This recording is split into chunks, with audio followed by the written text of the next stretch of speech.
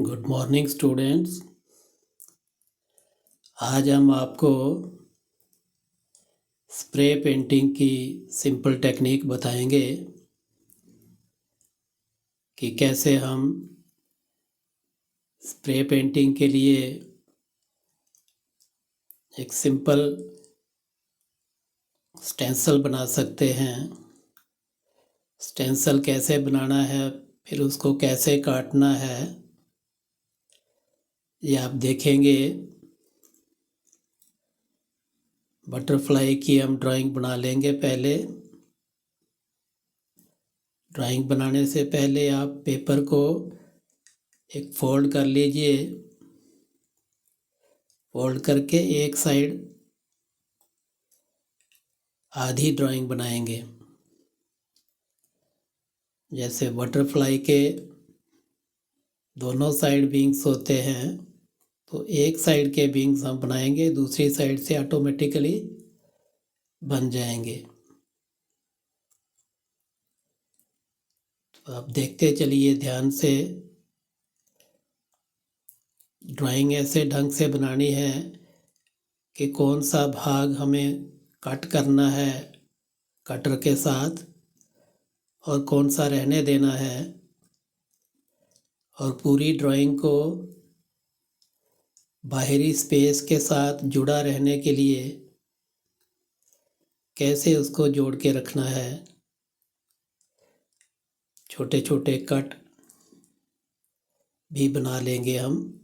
अब ध्यान से देखिए, घर में बैठे आप एक सिंपल टेक्निक कि टूथब्रश के साथ आप कैसे स्प्रे करके स्प्रे पेंटिंग बना सकते हैं। तो ड्राइंग करते समय आप परफेक्ट ड्राइंग करने के लिए आप कोई गलती होती है तो इरेज़र से मिटा के आप उसको ठीक कर लीजिए। जब तक ठीक ना हो जाए तब तक आप उसको काटिए नहीं। काटने से पहले ठीक से ड्रॉ कर लीजिए।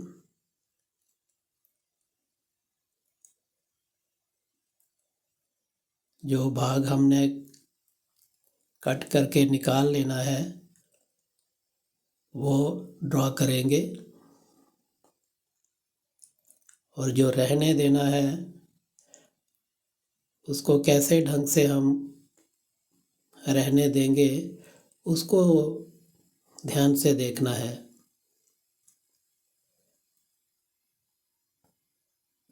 बटरफ्लाई के विंग्स में हम ये 3-3 स्टेप्स निकाल लेंगे और साथ में ये तीनों सर्कल निकाल लेंगे।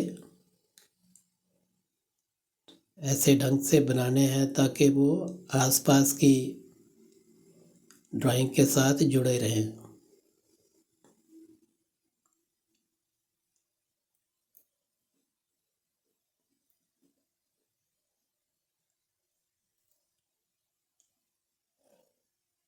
पेपर कटर जो होता है आपके पास, उससे हम इसको निकालेंगे। सीजर के साथ नहीं निकालना है। बाहर की स्पेस के साथ ये पूरी ड्राइंग जुड़ी रहे उसके लिए हम बाहर एक लाइन लगा लेंगे बराबर।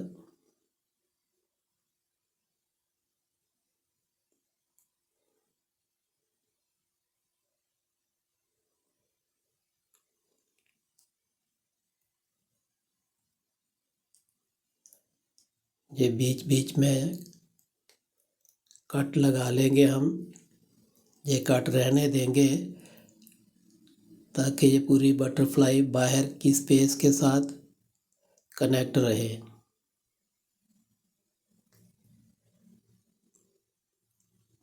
नहीं तो स्प्रे करते समय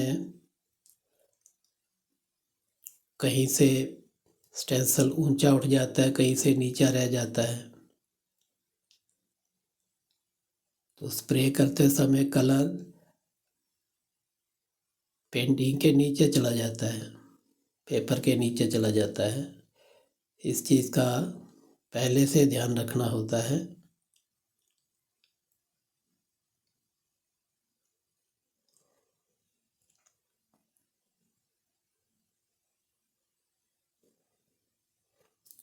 हर चीज़ को अलग अलग करके बीच से काट लेना है। अभी हम ये कटर के साथ नया कटर होना चाहिए, नया ब्लेड होना चाहिए। तो जब भी आप काटें तो पूरी की पूरी स्ट्रिप एक साथ काट लीजिए।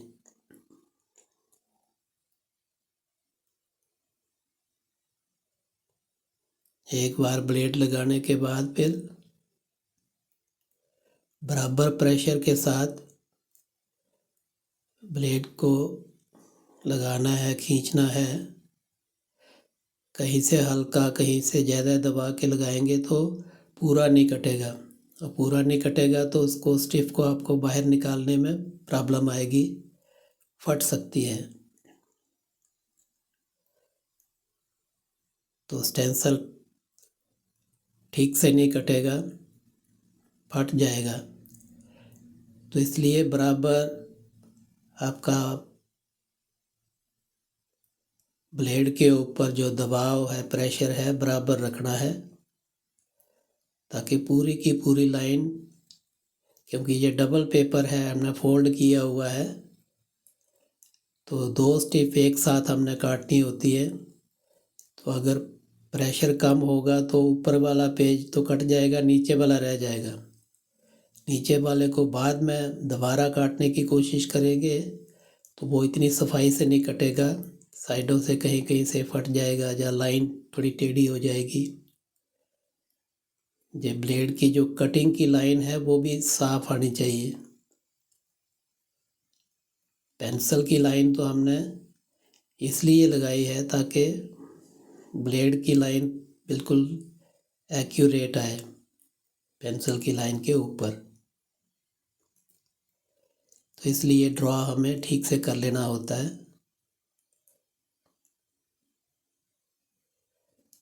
तो ये देखिए, एक एक करके हम ये चारों पांचों स्ट्रिप्स निकाल लेंगे। फिर वो जो सर्कल हैं वो भी एक एक करके निकाल लेंगे। आउटर लाइन की भी हमने अलग अलग स्ट्रिप्स निकालनी है। तो स्टेप बाय स्टेप बड़ी पेशेंस के साथ, कहीं स्टेंसिल फट ना जाए। जैसे ही आप कटर के साथ लाइन को वर्टिकल नीचे को ले रहे हैं अपनी साइड, तो ऊपर वाली साइड दूसरे हाथ से स्टेंसिल को दबा के रखना है।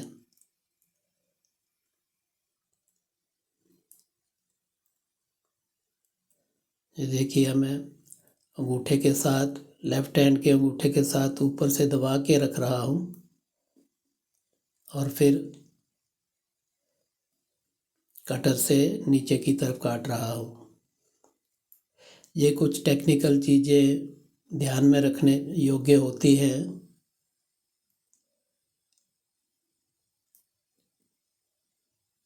ताकि आपका स्टेंसिल ख़राब ना हो, बराबर कटे, सही ढंग से कटे।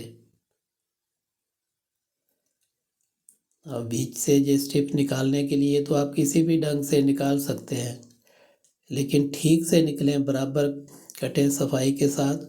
उसके लिए जो टेक्निक है वो सीखना ज़रूरी है। ये बीच के सर्कल निकालने के लिए भी चारों तरफ ब्लेड की जो कटिंग है वो बराबर आए, एक साथ आए।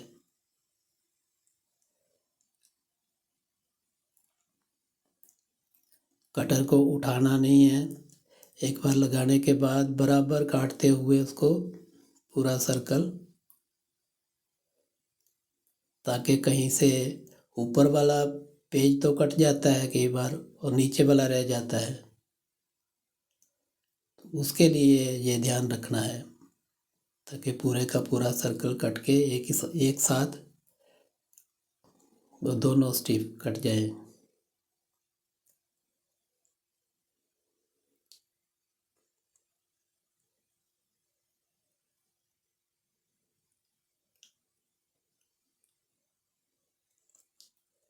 स्टेंसिल काटने में, बनाने में और फिर उसको काटने में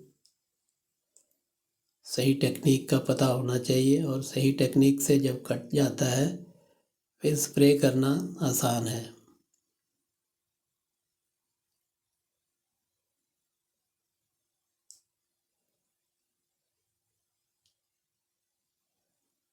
ये बटरफ्लाई की बॉडी को भी हम अलग अलग स्ट्रिप निकाल लेंगे।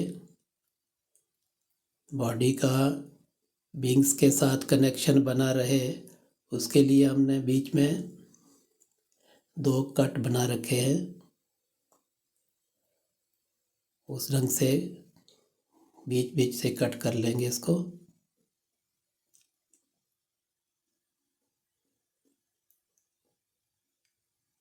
ये देखिए,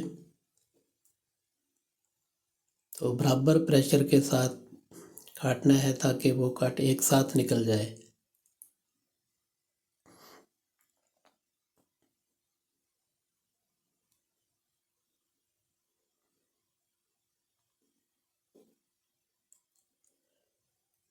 तो आप इसको ध्यान से देखिए, ध्यान से देखकर पूरा समझकर फिर काटिए। कैसे काट रहा हूँ, जैसे जैसे मैंने बताया है वैसे ही आपको काटना है।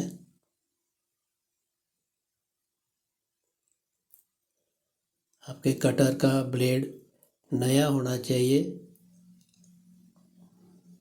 पहले अगर हमने ब्लेड के साथ काम किया है तो उसको आप आगे से तोड़ सकते हैं, नया ब्लेड यूज़ कर सकते हैं, क्योंकि एक ही ब्लेड में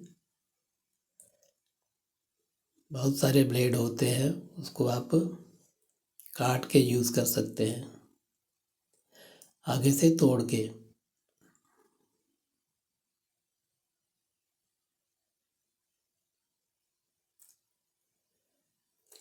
और पूरी बटरफ्लाई को बाहरी स्पेस के साथ जोड़े रखने के लिए हम ये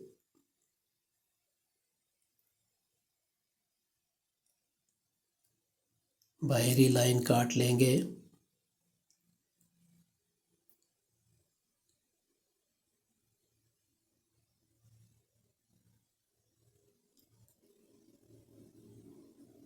वैसे एक एक करके हम स्टिप्स निकालते जाएंगे और बीच बीच से उसको जुड़ा रहने देंगे।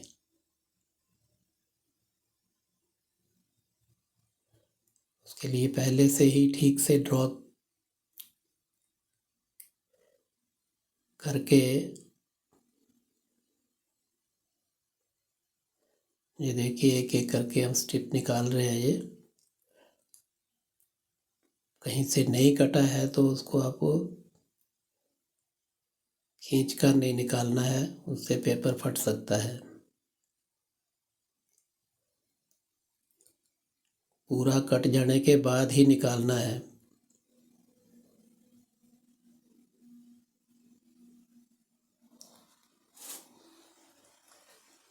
पूरा स्टेंसिल काट लेने के बाद इसको फिर आप अपने ड्राइंग पैड पर कैसे रखना है, सीधा करके पूरा स्टेंसिल आपका आपके ड्राइंग पैड पर ठीक से सेट हो जाए, उसका भी ध्यान रखना होता है। कहीं से अगर ऊंचा रह जाए तो स्प्रे करते समय आपका कलर स्टेंसिल के नीचे तक जा सकता है, तो ठीक इफेक्ट नहीं आएगा। उस चीज़ का भी ध्यान रखना है। आप देखेंगे कैसे इसको रखता हूँ।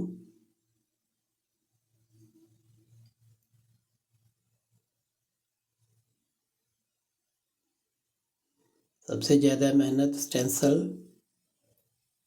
काटने में है। आप जो पेपर यूज़ करेंगे तो पेपर सिंपल पतला पेपर नहीं यूज़ करना है।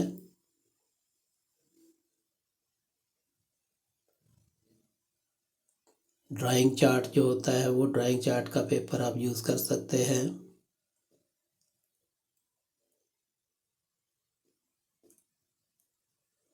इवन के आइवरी शीट का भी यूज़ कर सकते हैं, लेकिन आइवरी शीट काफ़ी मोटा होता है और हमने डबल करके काटना होता है तो वो काफ़ी मोटा हो जाता है, तो उसको एक ही कट में निकालना मुश्किल होता है।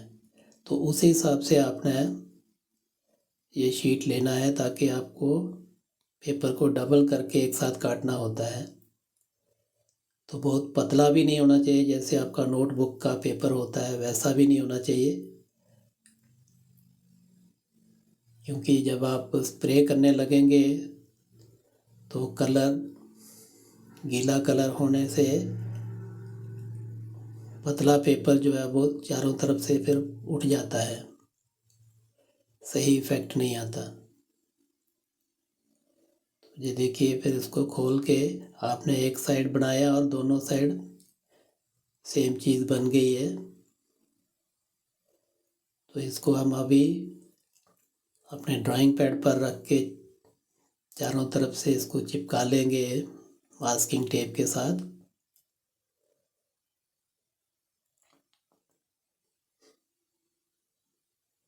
ड्राइंग के पेज पर एकदम सेंटर पर रखिए। सेंटर पर रखने के बाद इसको चारों तरफ से टेप के साथ चिपका लेंगे, ताकि स्प्रे करते समय ये आगे पीछे ना हो जाए।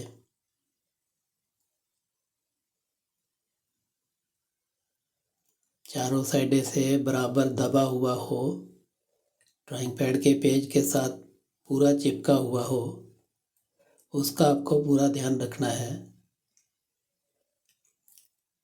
कहीं से अगर ऊपर उठा हुआ रह जाए तो आप कोई ना कोई वेट इसके ऊपर रख सकते हैं।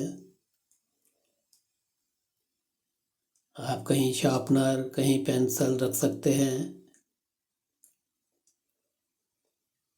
कोई भी चीज़।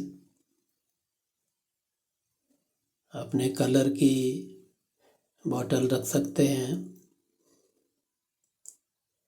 ताकि ये स्टेंसिल ड्राइंग पैड के साथ चिपका रहे, कहीं से उठे ना कलर करते समय। ना ही ये थोड़ा दाएं बाएं खिसकना चाहिए, ना ही ऊपर उठना चाहिए। तो इस चीज़ को आपने इंश्योर करना है। सबसे पहले हम रेड कलर कर रहे हैं। आपको पहले भी बताया है कि ब्रश को लोड कैसे करना है। कोई भी पुराना ब्रश आप टूथब्रश यूज़ कर सकते हैं।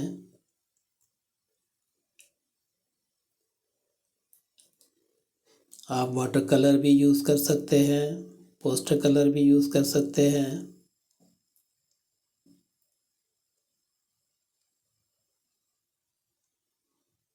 पतला करके ब्रश में इतना ज़्यादा कलर लोड नहीं करना है कि मोटे मोटे ड्रॉप ना गिरें।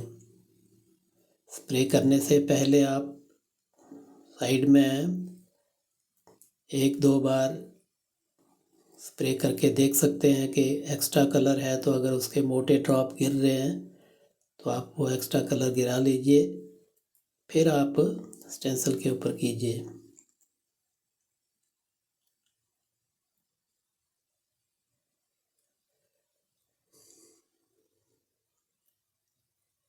इस चीज़ का ध्यान रखना है कि ब्रश में कलर डालते समय उंगली से ही डालना है, उंगली से लगाना है ब्रिसल्स के ऊपर।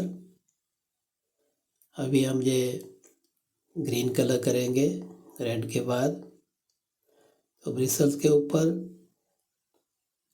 ब्रश को उल्टा करके नीचे से कलर लगाना है, ताकि बहुत ज़्यादा कलर ब्रश में ना चला जाए, और स्प्रे करते समय फिर नहीं तो मोटे मोटे ड्रॉप गिर जाएंगे तो आपकी पेंटिंग अच्छी नहीं दिखेगी।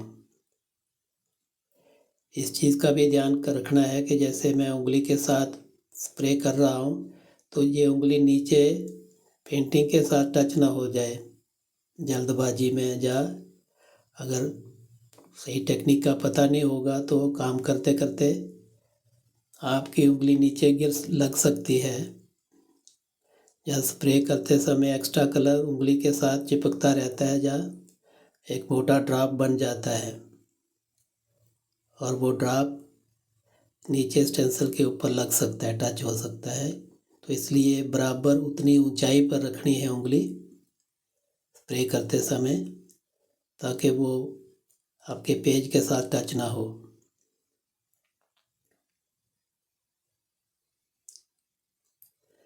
तो आप भिन्न भिन्न कलर कर सकते हैं अच्छा इफेक्ट लाने के लिए।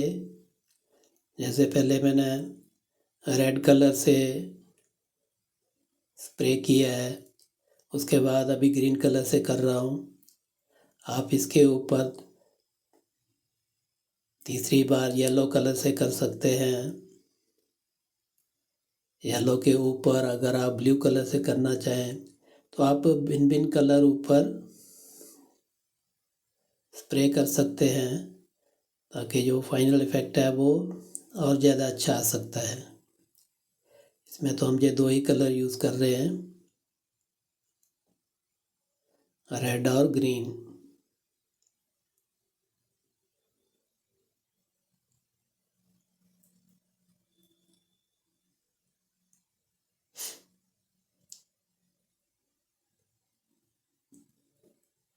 आप फैब्रिक कलर को भी अलग से, जैसे मैंने ये शेल में कलर को बनाया है, पतला किया है, आप कलर मिक्सिंग प्लेट में अलग अलग खाने में उसको कलर को पतला करके तो ब्रश में लोड करके फिर यूज़ कर सकते हैं।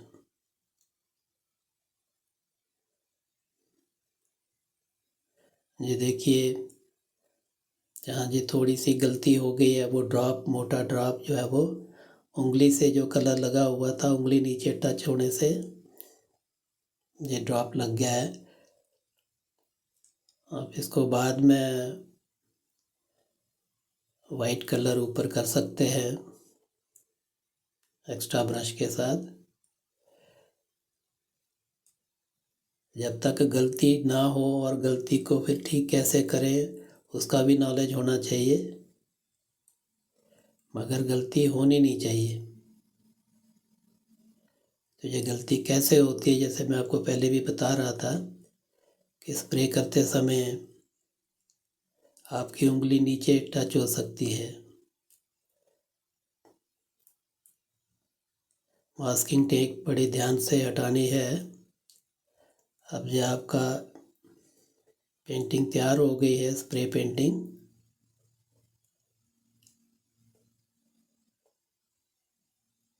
स्टेंसिल को बड़े ध्यान से उठाना है फिर।